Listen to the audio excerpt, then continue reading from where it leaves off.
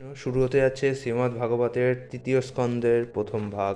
তৃতীয় স্কন্ধটিতে আমরা জানতে পারবো স্থানম, অর্থাৎ সৃষ্টির স্থিতি কীভাবে হয়।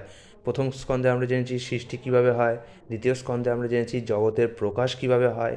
এবার জগতের তো প্রকাশ হলে তাকে তো কিছুক্ষণ স্থায়ী হতে হবে, তাই না? নাহলে এই জগতের মানে কি? তো সেটাই আমরা জানতে পারবো তৃতীয় স্কন্ধে। তৃতীয় স্কন্ধটি খুব বড় এবং এখানে দুটো ভাগ আছে, এটা প্রথম ভাগ, এরপর আছে দ্বিতীয় ভাগ। তো এই দুটো ভাগেই আমরা জানতে পারবো যে আমাদের যে বিশ্ব চরাচরের সৃষ্টি, এটা কি করে স্থায়ী হয়, কি এমন গুণ আছে এই সৃষ্টিতে, কারা এই সৃষ্টিকে স্থায়ী করে রাখে। চলুন, আজকে আমি এর প্রথম অধ্যায়ে আছে হচ্ছে বিদুরের প্রশ্ন। তো বিদুরের প্রশ্ন দিয়ে আমরা এটা শুরু করব। তার আগে আপনাকে একটু প্রেক্ষাপট বলে দিই। রাজা পরীক্ষিত যখন সুখদেব গোস্বামীকে জিজ্ঞেস করলেন যে বিদুর তিনি তার ভাগ্নে দুর্যোধনকে ত্যাগ করার পর, বিদুর ভাগ্নে তো হবে না, তিনি তার ভ্রাতুষ্পুত্র দুর্যোধনকে ত্যাগ করার পর যে চলে গিয়েছিলেন এবং মৈত্রেয়ের সাথে যে দেখা করেছিলেন, তারপরে মৈত্রেয়কে তিনি কী প্রশ্ন করেছিলেন এবং মৈত্রেয়ই বা তাকে কী উত্তর দিয়েছিল। তো বিদুর এবং মৈত্রেয় ঋষির কথোপকথনই আমরা এখানে জানতে পারবো। শ্রী সুখদেব গোস্বামী বললেন, মহান ভগবত ভক্ত বিদুর তার সমৃদ্ধিশালী গৃহ ত্যাগপূর্বক বনে প্রবেশ করে ভগবত কৃপামূর্তি ঋষি মৈত্রেয়কে এই প্রশ্ন করেছিলেন, পাণ্ডবদের গৃহের কথা আর কি বলার আছে? পরমেশ্বর ভগবান শ্রীকৃষ্ণ তাদের মন্ত্রীর কার্য করেছিলেন। তিনি তাদের গৃহকে নিজের মতো বলে মনে করে সেখানে প্রবেশ করতেন এবং তিনি দুর্যোধনের প্রাসাদ সম্পূর্ণরূপে অবহেলা করেছিলেন। সুখদেব গোস্বামীকে মহারাজ জিজ্ঞেস করলেন, কোথায় এবং কখন মহাত্মা বিদুরের সঙ্গে মহাভাগবত মৈত্রেয় ঋষির সাক্ষাৎ হয়েছিল এবং তাদের মধ্যে কী আলোচনা হয়েছিল?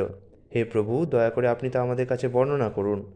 মহাত্মা বিদুর ছিলেন ভগবানের একজন মহান শুদ্ধ ভক্ত এবং তাই ভগবত কৃপামূর্তি মৈত্রেয় ঋষির কাছে তার প্রশ্নগুলি ছিল অবশ্যই অত্যন্ত তাৎপর্যপূর্ণ, সর্বোচ্চ স্তরের এবং বিদ্বজন কর্তৃক অনুমোদিত। শ্রী সুদ গোস্বামী বললেন, মহর্ষি সুখদেব গোস্বামী ছিলেন অত্যন্ত অভিজ্ঞ এবং মহারাজ পরীক্ষিতের প্রতি তিনি অত্যন্ত প্রসন্ন হয়েছিলেন। রাজা কর্তৃক এইভাবে জিজ্ঞাসিত হয়ে তিনি তাকে বলেছিলেন, অনুগ্রহ করে মনোযোগ সহকারে সে বিষয়ে শ্রবণ করুন।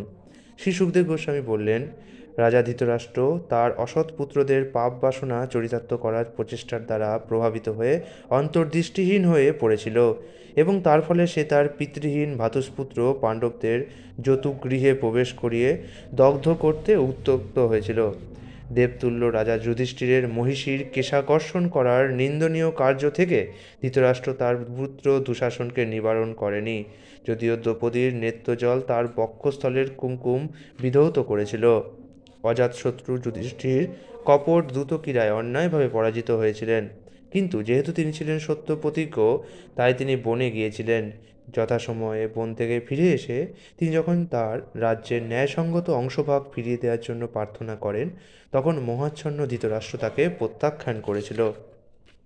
অর্জুন কর্তৃক জগৎগুরু শ্রীকৃষ্ণ যখন কৌরব সভায় প্রেরিত হয়েছিলেন এবং যদিও তার বাণী কেউ কেউ মানে ভীষ্ম আদি বিশুদ্ধ অমৃতের মতো শ্রবণ করেছিলেন, কিন্তু পুণ্যক্ষয় হওয়াতে অন্যরা তা শ্রবণ করতে পারেনি।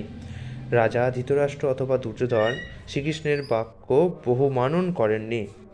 বিদুর যখন তার জ্যেষ্ঠ ভ্রাতা ধৃতরাষ্ট্র কর্তৃক মন্ত্রণার জন্য আমন্ত্রিত হয়েছিলেন, তখন তিনি তার গৃহে গিয়ে তাকে যে সদুপদেশ দিয়েছিলেন তা সুদক্ষ মন্ত্রবিশারদ এবং রাজনীতিবিদরা অতি উৎকৃষ্ট বলে বিবেচনা করেন।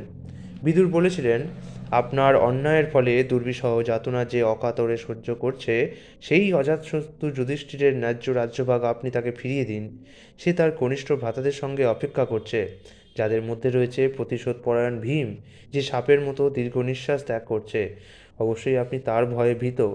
পরমেশ্বর ভগবান শ্রীকৃষ্ণ পিতার পুত্রদের তার আত্মীয় রূপে স্বীকার করেছেন এবং পৃথিবীর সমস্ত রাজারা শ্রীকৃষ্ণের পক্ষে রয়েছেন। তার গৃহে তিনি তার পরিবারবর্গ, যদুবংশীয় রাজা ও রাজপুত্রগণ সহ বিরাজ করছেন, যারা অসংখ্য রাজাদের জয় করেছেন এবং তিনি হচ্ছেন তাদের সকলের প্রভু। আপনি মূর্তিমান পাপস্বরূপ দুর্যোধনকে আপনার প্রিয় পুত্ররূপে পালন করছেন, কিন্তু সে কৃষ্ণ বিদ্বেষী এবং যেহেতু আপনি এইভাবে একজন কৃষ্ণ বিদ্বেষীকে পালন করছেন, তাই আপনি সমস্ত মঙ্গলজনক গুণাবলী হারিয়েছেন। যত শীঘ্র সম্ভব এই লক্ষ্মীছাড়াকে পরিত্যাগ করে আপনি সমস্ত বংশের মঙ্গল সাধন করুন। 14তম শ্লোকে যাওয়ার আগে একটু এগোতে হবে। যার চরিত্রের গুণাবলী সমস্ত শ্রদ্ধেয় ব্যক্তিগণ বহু মানন করেন, সেই বিদুর যখন এইভাবে বলছিলেন তখন দুর্যোধন ক্রোধোদ্দীপ্ত হয়ে কম্পিত অধরে তাকে অপমান করেছিল। দুর্যোধন তখন কর্ণ, তার কনিষ্ঠ ভ্রাতাগণ ও তার মামা শকুনি সহ পরিবৃত ছিল। এই দাসীপুত্রকে এখানে কে ডেকে এনেছে?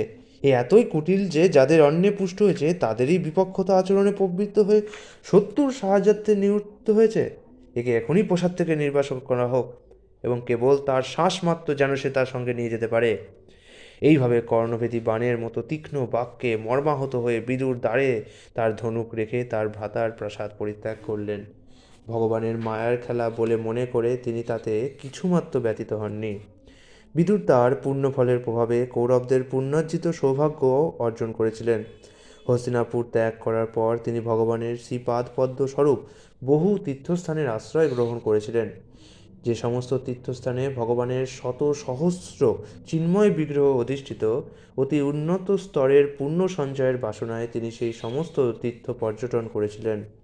তিনি অযোধ্যা, দ্বারকা, মথুরা আদি বিভিন্ন তীর্থস্থানে কেবল শ্রীকৃষ্ণের কথা স্মরণ করতে করতে একাকী ভ্রমণ করেছিলেন।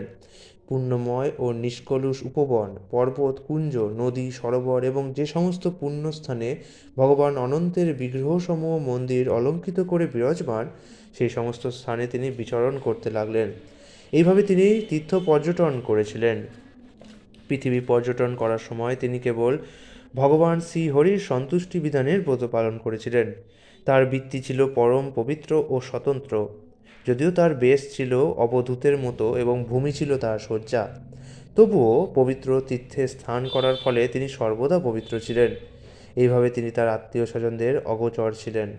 এইভাবে ভারতবর্ষের সমস্ত তীর্থ পর্যটন করতে করতে তিনি প্রভাস ক্ষেত্রে এসে উপস্থিত হলেন। সেই সময় মহারাজ যুধিষ্ঠির শ্রীকৃষ্ণের সহায়তায় পৃথিবীর একচ্ছত্র সম্রাট রূপে এক সামরিক শক্তির অধীনে পৃথিবী শাসন করছিলেন। প্রভাস তীর্থে উপস্থিত হয়ে তিনি শুনতে পেলেন যে বাঁশের ঘর্ষণের ফলে উৎপন্ন আগুনে যেমন সমস্ত বন দগ্ধ হয়, তেমনি পরস্পরের বিরোধানলে তার সমস্ত স্বজনবর্গ বিনষ্ট হয়েছে। তারপর তিনি পশ্চিম বাহিনী সরস্বতী নদীর অভিমুখে গমন করলেন। সরস্বতী নদীর তীরে 11টি তীর্থ রয়েছে, যথা ত্রিত, উষণা, মনু, পৃথু, অগ্নি, অসিত, বায়ু, ধ্রুদাস, গো, গুহ, সাধ্যদেব। বিদুর সেই সমস্ত তীর্থ ভ্রমণ করে যথাবিধি ধর্মীয় অনুষ্ঠান করেছিলেন। এছাড়া মহান ঋষি ও দেবতাগণ কর্তৃক প্রতিষ্ঠিত পরমেশ্বর ভগবান শ্রীবিষ্ণুর আরও অনেক মন্দির ছিল। এই সমস্ত মন্দির ভগবানের প্রধান চিহ্নসমূহের দ্বারা অঙ্কিত ছিল এবং সেগুলি সর্বদাই মানুষকে আদিপুরুষ পরমেশ্বর ভগবান শ্রীকৃষ্ণের কথা মনে করিয়ে দেয়। তারপর সমৃদ্ধিশালী সৌরাষ্ট্র প্রদেশ, সৌবীর প্রদেশ, মৎস্য ও পশ্চিম ভারতের কুরু জাঙ্গল নামক রাজ্যসমূহ অতিক্রম করে তিনি যমুনার তীরে উপনীত হলেন। তখন সেখানে শ্রীকৃষ্ণের মহান ভক্ত উদ্ধবের সঙ্গে তার সাক্ষাৎ হয়। তারপর তিনি গভীর প্রেম এবং অনুভূতি সহকারে শ্রীকৃষ্ণের পার্শ্বদ প্রশান্ত মূর্তি ও বৃহস্পতির প্রখ্যাত পূর্বশিষ্য উদ্ধবকে আলিঙ্গন করলেন। বিদুর তারপর তাকে পরমেশ্বর ভগবান শ্রীকৃষ্ণের পরিবার পরিজনদের সংবাদ জিজ্ঞাসা করলেন। ভগবানের নাভিপদ্মজাত ব্রহ্মার অনুরোধে যে সনাতন পুরুষদ্বয় এই পৃথিবীতে অবতীর্ণ হয়েছেন এবং যারা সকলের মঙ্গল সাধন করে পৃথিবীর সমৃদ্ধি বৃদ্ধি করেছেন, তারা অর্থাৎ শ্রীকৃষ্ণ বলরাম শূরসেনের গৃহে স্বচ্ছন্দে আছেন তো? হে উদ্ধব, কুরুকুলের পরম হিতৈষী আমাদের ভগ্নীপতি বসুদেব ভালো আছেন তো? তিনি অত্যন্ত উদার, তার ভগ্নীদের প্রতি তিনি পিতৃবৎ স্নেহপরায়ণ এবং তিনি সর্বদা তার পত্নীদের সন্তোষ বিধান করেন। হে উদ্ধব, যদুদের সেনানায়ক এবং পূর্বজন্মে যিনি ছিলেন কামদেব, সেই প্রদ্যুম্ন এখন কেমন আছেন? রুক্মিণী ব্রাহ্মণদের সন্তুষ্টি বিধান করে তাদের কৃপায় ভগবান শ্রীকৃষ্ণের কাছ থেকে তাকে পুত্ররূপে প্রাপ্ত হয়েছিলেন। হে বন্ধু, সাত্যত, বিষ্ণু, ভোজ ও দশার্হদের অধিপতি মহারাজ উগ্রসেন এখন ভালো আছেন তো? তিনি রাজসিংহাসনের সমস্ত আশা পরিত্যাগ করে দূরদেশে অবস্থান করেছিলেন, কিন্তু শ্রীকৃষ্ণ তাকে পুনরায় রাজসিংহাসনে অধিষ্ঠিত করেছিলেন। হে সৌম্য, শাম্ব ভালো আছেন তো? তার রূপ শ্রীকৃষ্ণের মতো। পূর্বজন্মে শিবপত্নী অম্বিকার গর্ভে কার্তিকেয় রূপে তার জন্ম হয়েছিল এবং এখন এই জন্মে কৃষ্ণ মহিষী জাম্ববতী অনেক ব্রত অনুষ্ঠানের ফলে তাকে তার পুত্ররূপে লাভ করেছেন। হে উদ্ধব, যুযুধান কুশলে আছেন তো? তিনি অর্জুনের কাছে ধনুর্বিদ্যার রহস্য শিক্ষা করেন এবং তিনি ভগবান শ্রীকৃষ্ণের সেবা করে সন্ন্যাসীদেরও দুর্লভ চিন্ময় পদ লাভ করেছেন। স্বল্পজ্ঞ নন্দন ও ক্রুর ভালো আছেন তো? তিনি নিষ্পাপ এবং পরমেশ্বর ভগবানের শরণাগত। একসময় তিনি পথের মধ্যে শ্রীকৃষ্ণের পদচিহ্ন দর্শন করে অপ্রাকৃত প্রেমানন্দে ধৈর্যহারা হয়ে সেই পথের ধুলায় লুটিয়ে পড়েছিলেন। বেদ যেমন যজ্ঞ বিস্তার রূপ অর্থকে প্রকাশ করেন, তেমনি দেবক ভোজরাজের কন্যা দেবকী দেবমাতা অদিতির মতো পরমেশ্বর ভগবানকে তার গর্ভে ধারণ করেছিলেন। তিনি অর্থাৎ দেবকী ভালো আছেন তো? অনিরুদ্ধ কুশলে আছেন তো? তিনি সমস্ত শুদ্ধ ভক্তদের সমস্ত বাসনা পূরণকারী এবং অতীতকাল থেকেই তাকে ঋগ্বেদের প্রবর্তক বলে বিবেচনা করা হয়। তিনি মনের প্রবর্তক এবং বিষ্ণুর চতুর্থ পূজ্য। হে সৌম্য, এছাড়া যারা শ্রীকৃষ্ণকেই তাদের অন্তরাত্মা রূপ জেনে চিরকাল তারই অনুসরণ করেন, সেই ঋদিক, চারুদেষ্ণ, গদ ও সত্যভামার পুত্র এরা সকলেই ভালো আছেন তো? মহারাজ যুধিষ্ঠির ধর্ম প্রতিপালন করে এবং ধর্মের মর্যাদা রক্ষা করে রাজ্য শাসন করছেন তো? পূর্বে দুর্যোধন যুধিষ্ঠিরের প্রতি ঈর্ষায় দগ্ধ হচ্ছিল, কেননা তিনি তার বাহু সদৃশ শ্রীকৃষ্ণ ও অর্জুন কর্তৃক সুরক্ষিত ছিলেন। যিনি যুদ্ধক্ষেত্রে গদা ঘূর্ণন করতে করতে বিচিত্র মার্গে ভ্রমণ করতেন এবং যার গদাঘাত রণভূমি সহ্য করতে পারত না, সেই সর্পের মতো অত্যন্ত ক্রোধপরায়ণ অজেয় ভীম পাপীদের প্রতি তার দীর্ঘকালের সঞ্চিত ক্রোধ পরিত্যাগ করেছেন তো? যে অর্জুনের বাণের জালে আচ্ছন্ন হয়েও কপট কিরাত বেশধারী শিব তার যুদ্ধ নৈপুণ্যে সন্তোষ লাভ করেছিলেন এবং মহারথীদের মধ্যে শ্রেষ্ঠ কীর্তিমান গান্ডীব ধনুর্ধারী সেই অর্জুন শত্রুদের বিনাশ করে সুখে আছেন তো? যে যমজ ভ্রাতৃদ্বয় তাদের ভ্রাতাদের দ্বারা সুরক্ষিত, তারা ভালো আছেন তো? চক্ষু যেমন পদ্মের দ্বারা আবৃত থাকে, তেমনি তারা পৃথার পুত্রদের দ্বারা সুরক্ষিত। গরুড় যেমন বজ্রধারী ইন্দ্রের মুখ থেকে অমৃত আহরণ করেন, তারাও তেমনি যুদ্ধে দুর্যোধনের কাছ থেকে তাদের ন্যায়সঙ্গত রাজ্য ছিনিয়ে নিয়েছিলেন। হে উদ্ধব, পৃথা কি এখনও বেঁচে আছেন? তিনি কেবল তার পিতৃহীন পুত্রদের জন্যই জীবন ধারণ করেছিলেন।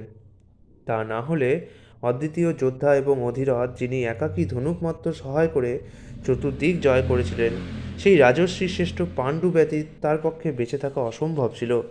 হে সৌম্য, ধৃতরাষ্ট্র মৃত ভ্রাতা পাণ্ডুর অনাথ সন্তানদের প্রতি বিদ্রোহ আচরণ করে ভ্রাতার দেহ করেছেন, যিনি তার পুত্রদের অনুবর্তী হয়ে আমাকে তার গৃহ থেকে নির্বাসিত করেছেন। যদিও আমি হচ্ছি তার যথার্থ হিতাকাঙ্ক্ষী, সেই অধঃপতিত ধৃতরাষ্ট্রের জন্য আমি অনুশোচনা করি। তাতে আমি আশ্চর্য হইনি। সকলের অলক্ষ্যে আমি পৃথিবী ভ্রমণ করেছি। পরমেশ্বর ভগবান শ্রীকৃষ্ণের নরবৎ লীলাসমূহ এই মর্ত্যলোকে সাধারণ মানুষের কার্যকলাপের ব্রত বলে মনে হয় এবং তাই তা অন্যের পক্ষে মোহজনক, কিন্তু আমি তার কৃপার প্রভাবে তার মহিমা উপলব্ধি করতে পেরেছি এবং তার ফলে আমি সর্বতোভাবে সুখী।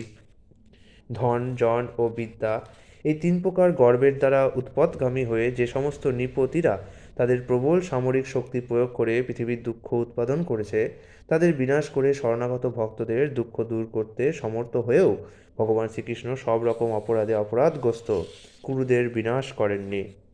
ভগবান গুণরহিত হওয়া সত্ত্বেও দুর্বৃত্তদের বিনাশের জন্য আবির্ভূত হন। কর্মরহিত হওয়া সত্ত্বেও সকলকে আকর্ষণ করার জন্য তিনি তার লীলাবিলাস সম্পাদন করেন। তা না হলে গুণাতীত পরমেশ্বর ভগবানের এই পৃথিবীতে আসার কি কারণ থাকতে পারে?